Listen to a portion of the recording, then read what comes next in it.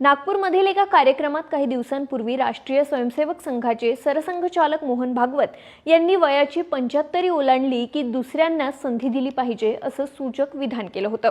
त्यामुळे मोदींच्या पंतप्रधान पदावरून पायउतार होण्याच्या चर्चा जोर धरू लागल्या होत्या।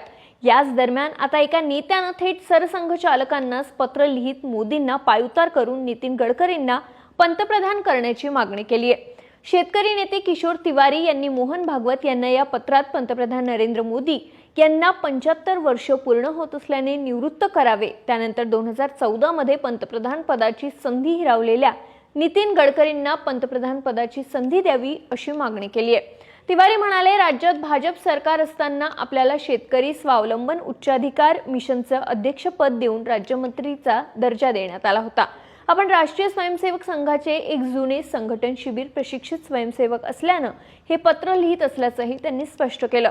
देशाने मोदी यांना 11 वर्ष काम करण्याची संधी दिली। मोदी यांनी प्रभू रामचंद्राचं भव्य मंदिरासह अनेक चांगली कामंही केली। 2012 मध्ये काही नेत्यांनी बोगस बिनबुडाच्या घोटाळ्याचा आरोप करणारा कट रचून नितीन गडकरी यांच्या पंतप्रधान पदाची संधी हिरावली होती। या सर्व गोष्टी नितीन गडकरींना आपण 14 डिसेंबर 2012 ला सांगितल्याचा गौप्यस्फोटही किशोर तिवारी यांनी यावेळी केलाय। यावेळी किशोर तिवारी यांनी ज्येष्ठ नेते लालकृष्ण अडवाणी आणि प्रकाश जावडेकर यांच्याबाबतही धक्कादायक दावा केला। ते म्हणाले, पक्षशिस्त आणि अभूतपूर्व संयमामुळे गडकरी त्यावेळी शांत राहिले होते, पण या कटात सहभागी असलेले अडवाणी आणि जावडेकर सध्या जिवंत असून ते सत्य जगाला सांगतील आणि नितीन गडकरी यांची माफी मागतील अशी आशाही त्यांनी व्यक्त केली आहे।